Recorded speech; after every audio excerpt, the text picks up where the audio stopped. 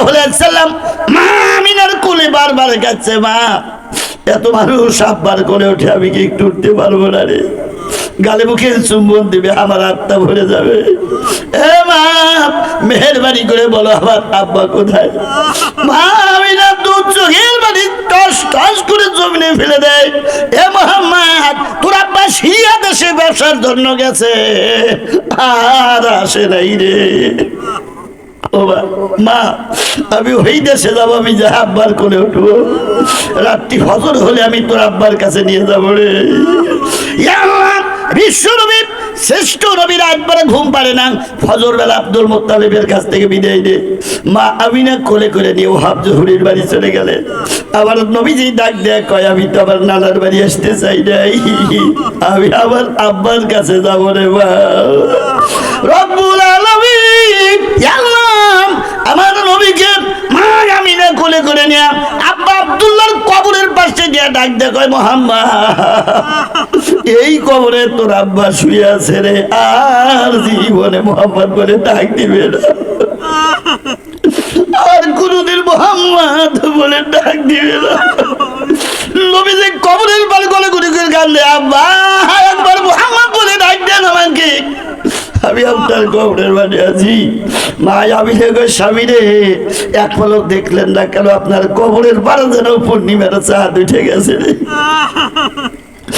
রব্বুল আলামিন মা আমিনা ডাক দে, কয় মোহাম্মদ আয় আয়, আমার আত্মায় আয়, বাড়ি যাই, তোর আব্বা আর উঠবে না।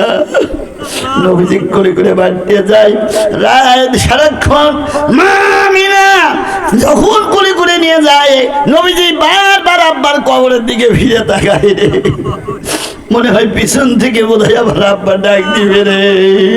রব্বুল আলামিন আবল অবস্থানে যায়, কয় মোহাম্মদ আমি বাড়ি যেতে পারলাম না, আমি তোর মা আমিনা এখন মারা যাবো। আল্লাহর হাবিব ডাক দেয়, কয় মা আমি কার কাছে থাকবো রে? কি আমাকে মোহাম্মদ আহম্মদ বলে ডাক দিয়ে আবার মুখে খারাপ তুলে দেবে? মা আজকের থেকে আমি মোহাম্মদ সর্বহারা হয়ে গেলাম। ওই মা বাবাকে যারা চার বিহারের পালকি করে সাজায় কবরে দিয়েছে, আর আসাও দিও না। রব্বুল আলামিন আল্লাহ এই মসজিদ কমিটির সভাপতি, সেক্রেটারি, হাসিতকাঙ্ক্ষী গ্রামবাসী, ইমাম সাহেব, মুয়াজ্জিন সাহেব, রব্বুল আলামিন প্রত্যেককে আপনি কবুল মঞ্জুর করুন। আজকে যত আমার মা বোনদেরকে আসিয়ে মরিয়ম, খাদিজা, রহিমা, আয়েশার মতো বানায় দেন, আর পুরুষদেরকে আবু বকর, ওমর, ওসমান, হায়দার আলীর মতো মুজাহিদ বানায় দেন। আল্লাহ একটা মানুষ যেন গুনাহ নিয়ে এই মাহফিল শেষে বাড়ি যায় না। রব্বুল আলামিন শেষ দরখাস্ত দিলাম, যতগুলি মানুষ কোরআন শোনার জন্য বেহেশতের বাগানে আসবে, হায় আল্লাহ বিশ্বনবী মদিনা রওজা থেকে ধরে এসে বলে, এ বেটারা তোরা কোরআন শোনার কারণে আমি মদিনায় থাকতে পারি নাই, আমি মদিনার রওজা থেকে চলে আসি, আজকে থেকে শাফায়াতের কান্ডারি হয়ে গেলাম।